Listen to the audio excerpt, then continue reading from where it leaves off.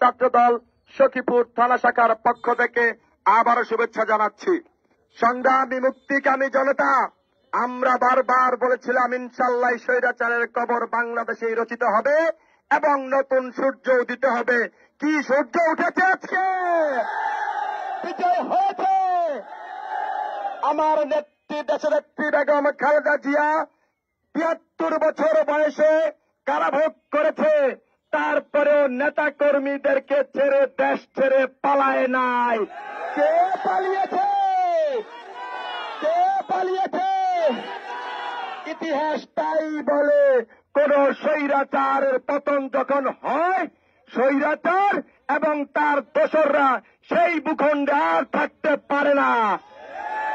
আমরা বারবার বলেছিলাম ইতিহাস থেকে শিক্ষা নেন, আপনারা শিক্ষা গ্রহণ করেন নাই, তাই ইতিহাস ঘুরে ঘুরে আবার আপনাদের সামনে হাজির হয়েছে। আজকে আপনার নেত্রী রাতের আধারে পদত্যাগ করে এই দেশ থেকে পালিয়ে গেছে। এই লজ্জা জাতির, এই লজ্জা আওয়ামী লীগের, এই লজ্জা বাংলাদেশেরও কিছুটা আছে। এমন একজন মানুষ এই দেশের প্রধানমন্ত্রী অবৈধভাবে ছিল যে বাংলাদেশের মানুষের কাছ থেকে বিদায় নিয়েও যাইতে পারে নাই। এটাই হচ্ছে স্বৈরাচার। অতএব সবাইকে আমি একটা কথা বলতে চাই, যারা বিএনপি সহ ছাত্র এলাকার মানুষ যারা আছেন, এই বিজয়টা আসলে বাংলাদেশের 18 কোটি মানুষের বিজয়। এই বিজয়কে আমরা এমন পথে ধাবিত করব না যাতে দেশের মানুষ আবার আমাদের থেকেও মুখ ফিরায় নেয়।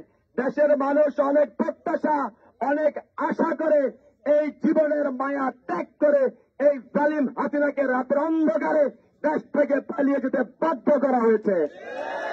প্রিয় সংগ্রামী নেতৃবৃন্দ, আপনারা যারা এই জায়গায় যারা দাঁড়িয়ে আছেন, চট্টগ্রাম ইউনিয়ন ছাত্রদলের অনেক নেতাকর্মী, আওয়ামী লীগের গুন্ডা, ছাত্রলীগের গুন্ডা এবং যুবলীগের গুন্ডাদের দ্বারা আহত হয়েছেন, সরাসরি হামলার শিকার হয়েছেন।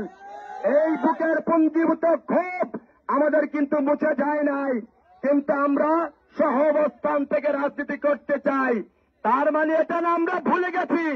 আপনাদেরকে হুঁশিয়ারি উচ্চারণ করে দিয়ে বলতে চাই, এই জালেম স্বৈরাচার শেখ হাসিনার সরকার এবং তার দোসরদেরকে আজকের পর থেকে এই চোরসেন্সাসের বুকে আর দেখতে চাই না।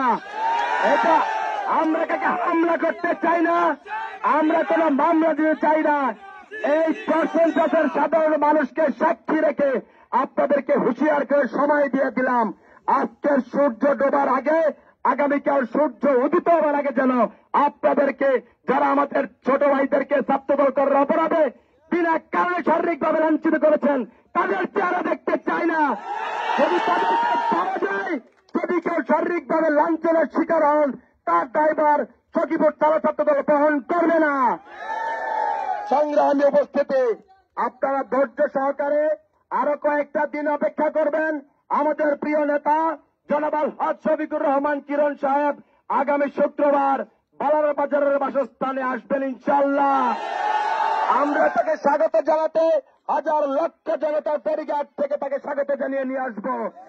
তিনি নির্দেশনা দিয়েছেন সখীপুর তথা শরীয়তপুরে যেন কেউ অতি উৎসাহিত হয়ে না হয়ে দেশের সম্পদকে নষ্ট করবেন না।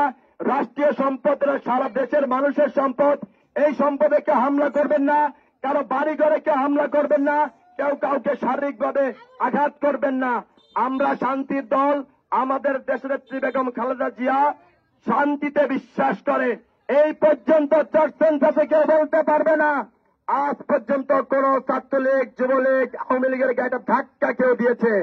তার মানে এই না আমরা দুর্বল, আমরা সবল, আমরা বেশি শক্তিশালী। আমরা আপনাদেরকে কাউন্টি মনে করি না, তাই আপনাদেরকে কিছু বলি না।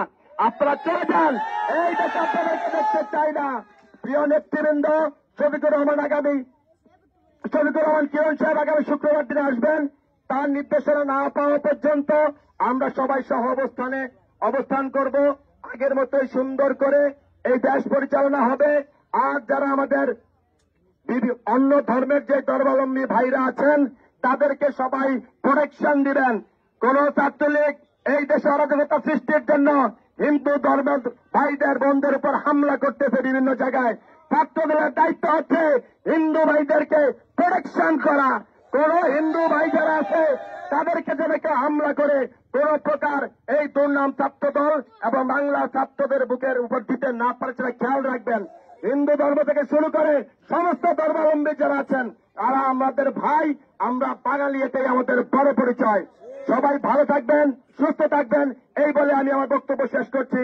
আসসালামু আলাইকুম রহমতুল্লাহ।